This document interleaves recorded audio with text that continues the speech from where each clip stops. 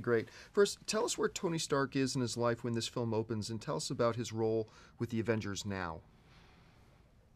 Tony is basically hosting the Avengers in his tower in New York, Avengers Tower, I believe it's called now, Stark Tower, which is really Avengers Tower, and he's working on a system that will make it so that the Avengers really don't have to do what they've been doing all along, which purportedly should be the end game.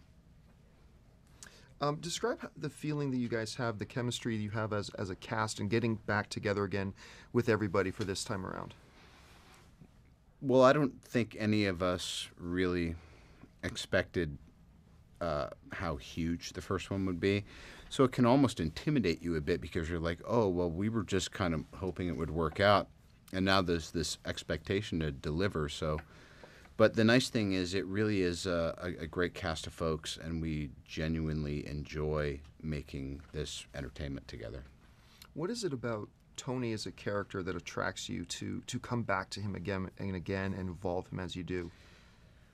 It was just this perfect storm of feeling like I could create the character within the guidelines of what he was always supposed to be.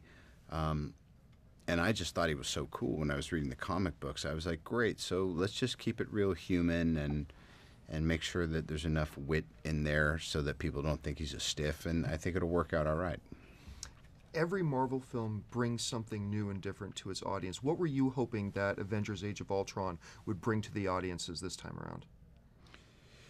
Well, again, the obviously new folks is great, like having Elizabeth and Aaron, having Scarlet Witch and Quicksilver, and having Paul Bettany, who's been Jarvis all the time, get to do something new. And James Spader, I thought, was just a brilliant piece of casting for Ultron.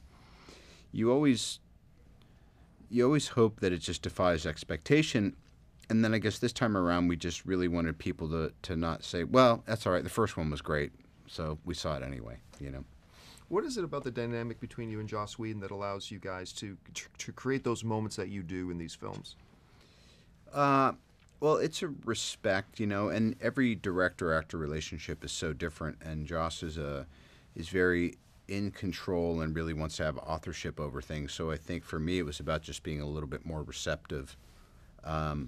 And it makes it, in some ways, just makes the job easier because he's kind of got it figured out.